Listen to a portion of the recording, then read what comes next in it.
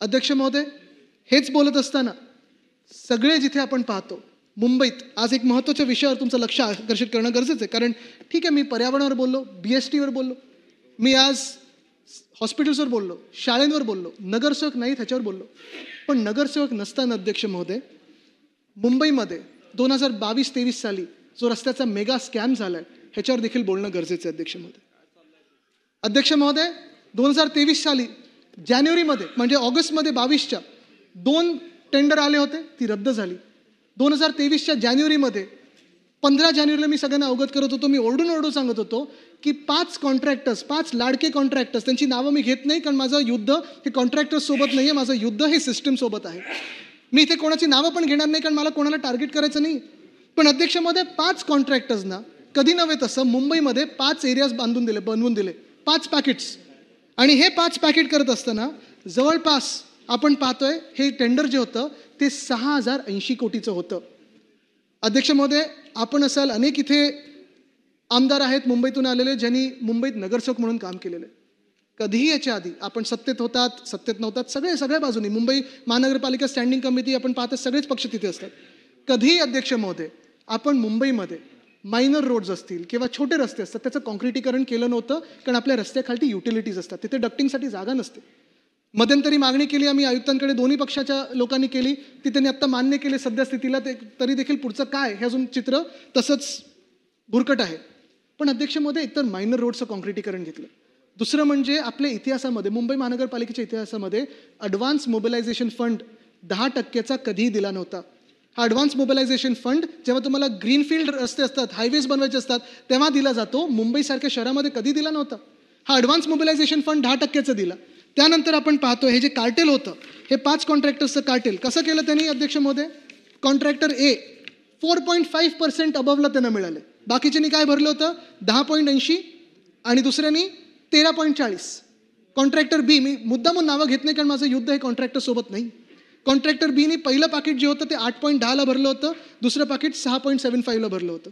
Contractor C ह्यांनी पहिलं पाकिट जे हरायला त्याला सांगितलं होतं जे 9.22ला भरलं होतं, त्याच कॉन्ट्रॅक्टरनी पाकिट 5 हे 7.49%ला भरलं होतं. कॉन्ट्रॅक्टर D दुसरं पाकिट जे त्याला जिंकायचं होतं त्यांनी 6.30ला भरलं होतं, तिसऱ्या पॅकेटमध्ये 9.99ला भरलं होतं, 5व्या पॅकेटमध्ये 11.77ला भरलं होतं.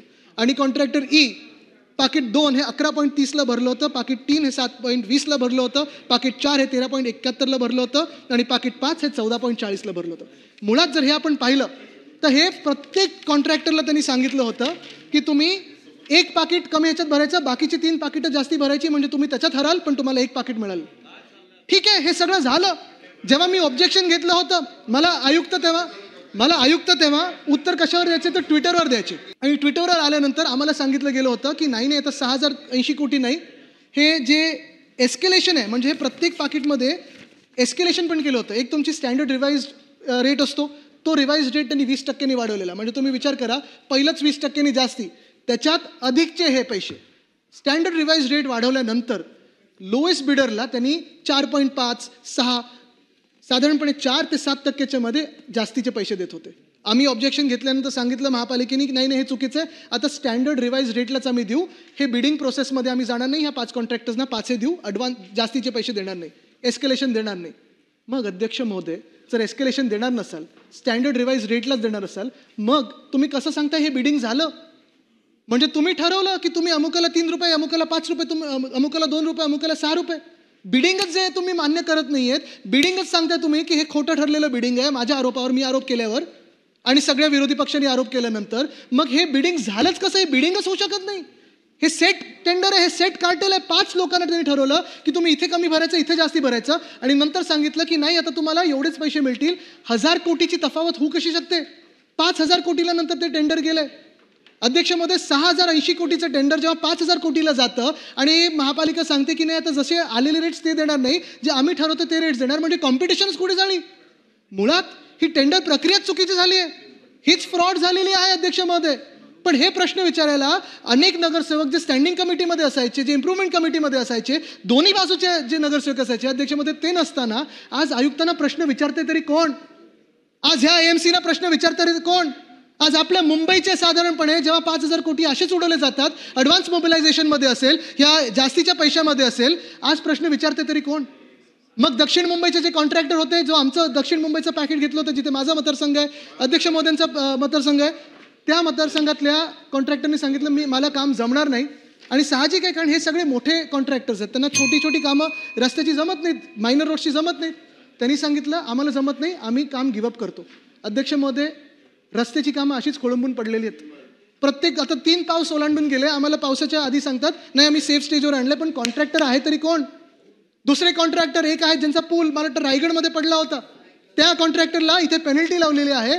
पेनल्टी दिली की नाही दिली हे उत्तर अजून आम्हाला सरकारकडून येत नाही, शासनाकडून येत नाही. आणि आयुक्त महोदय सांगतात की नाही पेनल्टी कशातून आकारली जाणार, जो त्यांना पैसा दिला जाईल त्याच्यातून आपण पेनल्टी कापू. काय चाललंय अध्यक्ष महोदय? आज आपण पाहताय मुंबईमध्ये जे उत्तर मिळतं आम्हाला की 26% रस्ते पूर्ण झालेत. अध्यक्ष महोदय तुम्ही लिहून घ्या, आज मी चॅलेंज लावतो इथे की 26% काय 6%ही रस्ते पूर्ण झाले नाही आहेत. तुम्ही पूर्ण मुंबई उत्तर ते दक्षिण, पूर्व ते पश्चिम घ्या, दहिसर पासून सुरू करा, अगदी कोल्हापूरपर्यंत जा, सगळीकडे पहा तुम्ही, टोल नाका टू टोल नाका पहा. एकही रस्ता आपल्या कुठच्याही मतदारसंघामध्ये मुंबई महानगरपालिकेने ह्या टेंडरमधला पूर्ण केला नाही आणि पुढच्या टेंडरवर गेले 6,000 कोटीच्या. काय चाललंय अध्यक्ष महोदय? किती भ्रष्टाचार करायचा, किती पैसे खायचे? बरं हे जाते तरी कुठे, चालवते तरी कोण, ह्याला होकार किंवा नाकार देतं तरी कोण, ह्याच्या चौकशी का नाही होत? आज मुद्दा हा उपस्थित होतो की 2 टेंडर दिली गेली, एक 2023 एक 2024चं, आणि ह्या दोन्ही टेंडरमध्ये जी कामं झालेली आहेत ती कामं अपुरी आहेत. अनेक ठिकाणी पेनल्टी लावलेली आहेत, कामं भयानक आहेत. माझ्या वरळी मतदारसंघामध्ये कोळीवाड्यामध्ये जर तुम्ही याल तर कोळीवाड्याचा जो सगळ्यात महत्त्वाचा रस्ता आहे, अक्षरशः गोणीचे त्याच्यावर इम्प्रिंट दिसत आहेत, पावलांचे फुटप्रिंट्स दिसत आहेत. एवढं भयानक प्रकारचं काम सगळीकडे दिसायला लागले अध्यक्ष महोदय. मध्यंतरीच्या काळात आपण सगळ्यांनी संयुक्त बैठक घेतली. एक आमदार तर मला खासगीत असं बोलले, ते सत्ताधारी पक्षातले, की त्यांनी हा दम दिला आयुक्तांना की निवडणुकीच्या आधी आमच्याकडून तुम्ही भूमिपूजन करून घेतली, आता काम तरी चालू करा.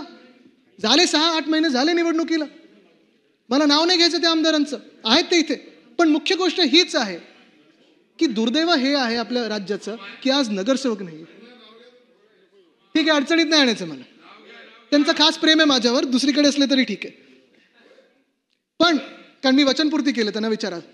पण एक आहे अध्यक्ष महोदय, हे रस्ते जे आहेत, हे फुटपाथ जे आहेत, फुटपाथ वॉकेबिलिटी मुंबईमध्ये चालू कुठे शकतं? आज पुण्यात चालून दाखवा, मुंबईत चालून दाखवा, कुठच्याही शहरांमध्ये चालण्यासारखा फुटपाथ राहिला तरी का? रस्ता तुम्ही क्रॉस करू शकता का? अध्यक्ष महोदय, ही सगळी जबाबदारी ही आपली आहे. विधिमंडळामध्ये आपण आज ठरवायला पाहिजे की झालं ते बस झालं, कुठे ना कुठेतरी या भ्रष्टाचाराला आळा घातलाच पाहिजे. हे जे 2 रोड स्कॅम्स आहेत ह्याची चौकशी करून जे कोण याच्यात दोषी असतील त्यांना जेलमध्ये फरफटत नेणं गरजेचं आहे. तर आम्ही समजू की या सरकार करप्शनवर सिरियस आहे.